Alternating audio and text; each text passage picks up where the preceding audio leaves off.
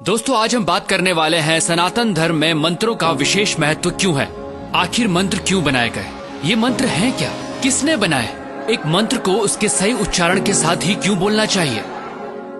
नमस्ते दोस्तों, सनातन सोच के इस वीडियो में आज हम बात करने वाले हैं मंत्रों की।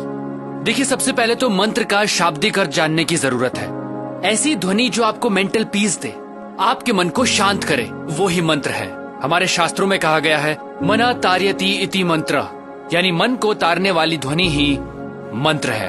दोस्तों, सनातन धर्म में मंत्र जपना हजारों सालों से चला आ रहा है। वो ऋग्वेद के तीसरे मंडला के 62 सूक्त का गायत्री मंत्र हो, जो ऐसी वाइब्रेशंस पैदा करता है कि इंसान के साथ साथ सभी पेड़ पौधों और जानवरों के लिए भी लाभदायक है।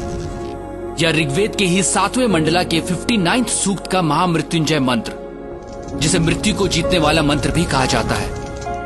और भी ऐसे कई वैदिक मंत्र हैं जिन्हें चैंट करने से हमारे फिजियोलॉजिकल और साइकोलॉजिकल फंक्शंस यानी शरीर और दिमाग पर पॉजिटिव इम्पैक्ट पड़ता है। पर कैसे, आखिर ऐसा क्यों होता है? दोस्तों, वजह है इन मंत्रों की ध्वनि, वो साउंड जो इन मंत्रों के उच्चारण से पैदा होती है। मंत्रों के अर्थ को अलग रख दें तो विशेषज्ञों का मानना है मंत्रों की सिर्फ ध्वनि यानी साउंड में ही अपार शक्ति होती है। कुछ साउंड प्योर होती हैं और कुछ इम्प्योर, और ये डिपेंड करता है उनकी वाइब्रेशंस पर। और जैसे कि अल्बर्ट आइंस्टाइन ने भी कहा, everything in life is vibration. Modern science ने साउंड और लाइट दोनों को वाइब्रेशंस ही माना है। अब अगर आपको साउंड को लाइट में बदलना है तो फ्रीक्वेंसी को आपको 40 ऑक्टेव तक बढ़ाना होगा, और तब जो आपको वाइब्रेशन मिलेगी वो ट्रिलियंस ऑफ साइकिल्स पर सेकेंड होगी, और वो एक लाइट के रूप में आपके सामने होगी।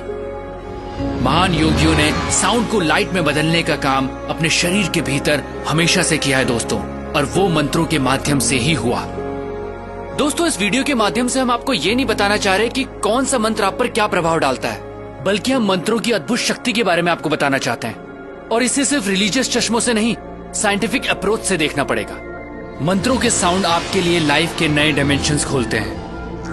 ये ऐसी साइंस है जिसमें आप साउंड की मदद से अपने आसपास और अपने अंदर एक खास एटमॉस्फेयर बनाते हैं, जिससे आपका माइंड एक्टिवेट होता है। लगातार मंत्रों की चैंटिंग से न सिर्फ फोकस बेटर होता है, बल्कि मेमोरी और अटेंशन भी बढ़ता है, क्योंकि मंत्र आपके ब्रेन सेल्स एक्टिवेट करने में हेल्पफुल साबित होते हैं। अगर मंत्रों को सही उच्चारण, सही फ्रीक्वेंसी के साथ बोला जाता है तो न सिर्फ ब्रेन को प्रॉपर ऑक्सीजन पहुंचती है, बल्कि ब्लड प्रेशर भी कंट्रोल में आ सकता है। और ये भी साबित हुआ है कि खास मंत्रों को चैंट करने से ब्रेन का लेफ्ट और राइट हेमिस्फेयर सिंक्रोनाइज होता है। आम की बात करें तो इसे ओरिजिनल साउंड ऑफ क्रिएशन भी कहा जाता है। ऐसा माना जाता है कि हजारों साल पहले जब ध्यान लगाने वाले तपस्वियों और ऋषियों ने गहरी ध्यान की प्रक्रिया के दौरान जो साउंड सुनी थी वो आम की ही थी। और फिर आम तो सनातन धर्म का प्रतीक ही बन गया, क्योंकि सनातन धर्म में इंसान हमेशा से तपस्या और ध्यान लगाकर स्वयं की उत्पत्ति और अंत की खोज में अपना जीवन जीता आया है। दोस्तों, आपने कई योगियों और तपस्वियों को सिर्फ हमिंग पे मेडिटेशन करते देखा होगा, वही हमिंग साउंड जो आम बोलते समय सबसे आखिर में निकलती है। दोस्तों, साइंटिफिक रिसर्च में यह भी साबित हुआ है कि सिर्फ हमिंग से, जी हाँ, सिर्फ हमिंग से आपकी बॉडी में नाइट्रिक ऑक्साइड का प्रोडक्शन बढ़ जाता है।